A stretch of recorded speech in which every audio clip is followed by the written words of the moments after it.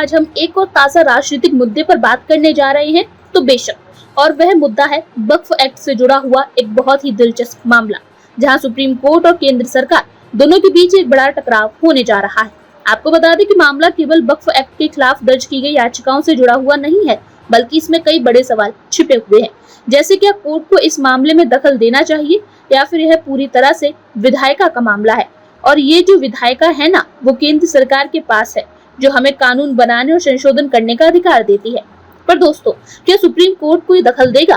क्या होगा इसका सबक? चलिए इस पूरी कहानी को विस्तार से समझते हैं। वक्फ एक्ट और उसकी परेशानियां। सबसे पहले आपको यह बताना जरूरी है कि वक्फ एक्ट 1995 में एक कानून के रूप में अस्तित्व में आया। इस एक्ट का मुख्य उद्देश्य था वक्फ संपत्तियों का प्रबंधन करना, यानी जो संपत्तियां धार्मिक उद्देश्य के लिए वक्फ कर दी जाती हैं, उनका सही तरीके से उपयोग किया जाए। अब इसके बाद जो वक्फ संशोधन अधिनियम 2025 में आया है, वो भी इसी प्रक्रिया को थोड़ा और सख्त बनाने के लिए था, ताकि इन संपत्तियों का नियंत्रण केंद्र सरकार के हाथ में आ सके। ये कानून कुछ खास बदलाव करने के लिए था, जिससे वक्फ संपत्तियों का प्रबंधन और बेहतर हो सके। तो अभी नया कानून क्या कहता है? इसके तहत वक्फ बोर्ड की कार्यप्रणाली को फिर से मजबूत करने की कोशिश की गई है। मतलब यह है कि राज्य वक्फ बोर्ड की ताकत को और भी बढ़ाया जा रहा है, ताकि केंद्र सरकार को इन संपत्तियों के प्रबंधन पर अधिक नियंत्रण मिले। अच्छा, ये सब सुनकर कुछ सवाल तो उठ रहे होंगे ना कि केंद्र सरकार को ऐसा कदम क्या वाकई संवैधानिक तरीके से सही है? क्योंकि जब केंद्र राज्य सरकारों की स्वायत्तता में दखल दे रहा है, तो क्या ये राज्य के अधिकारों का उल्लंघन नहीं है? सुप्रीम कोर्ट में क्या हो रहा है? अब बात करते हैं उस सबसे बड़े पहलू की, जिस पर आजकल चर्चा काफी तेज है, और वो है सुप्रीम कोर्ट में दर्ज की गई याचिकाएं। जी हाँ, वक्फ एक्ट के खिलाफ कई याचिकाएं सुप्रीम कोर्ट में दायर की गई। इन याचिकाओं में कहा गया कि नया कानून संविधान के खिलाफ है।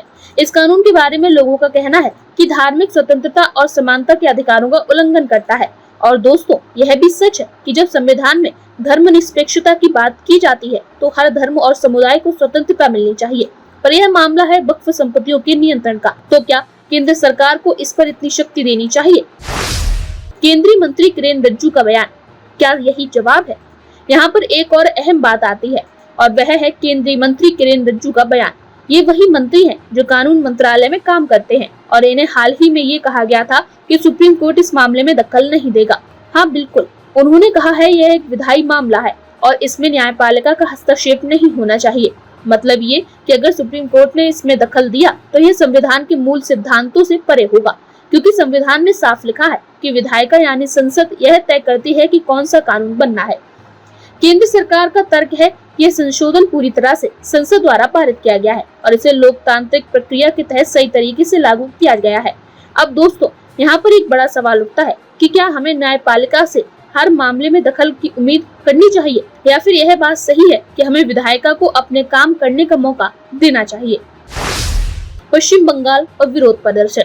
अब हम बात करते हैं पश्चिम बंगाल की, तो मामला भी दिलचस्प बन जाता है, क्योंकि पश्चिम बंगाल में वक्फ संशोधन अधिनियम के खिलाफ विरोध प्रदर्शन हो रहे हैं। और अगर हम बात करें तो यह विरोध उस समय और बढ़ गया जब पश्चिम बंगाल सरकार ने ये साफ कर दिया कि वे इस कानून को लागू नहीं करेंगे। और जैसे ही ये बात सामने आई तो राज्य भर में विरोध प्रदर्शन और हिंसा भड़क उठी। अब ये हिंसा महज राजनीतिक तक सीमित नहीं रह गई, बल्कि यह संवैधानिक अधिकारों के उल्लंघन की भी बात कर रही है। राज्य सरकार ने इस कानून को अपनी स्वायत्तता पर हमला बताया है, और यही कारण है कि राज्य सरकार और केंद्र सरकार के बीच एक टकराव की स्थिति पैदा हो गई है। क्या यही सही है? क्या राज्य को अपनी स्वतंत्रता मिलनी चाहिए, या फिर केंद्र को इस प्रकार के फैसले लेने का अधिकार होना चाहिए? संवैधानिक दृष्टिकोण, क्या केंद्र को यह अधिकार है? तो हम बात करते हैं इस पूरे मामले की संवैधानिक पहलू पर। संविधान में यह साफ लिखा है कि केंद्र और राज्य सरकारों के अधिकारों के बीच एक संतुलन होना चाहिए, और यही कारण है कि जब केंद्र किसी राज्य के मामलों में हस्तक्षेप करता है तो एक बड़ा सवाल उठता है, क्या केंद्र सरकार के पास इस संशोधन को लागू करने का अधिकार है? क्या यह कदम संविधान की भावना के खिलाफ तो नहीं है?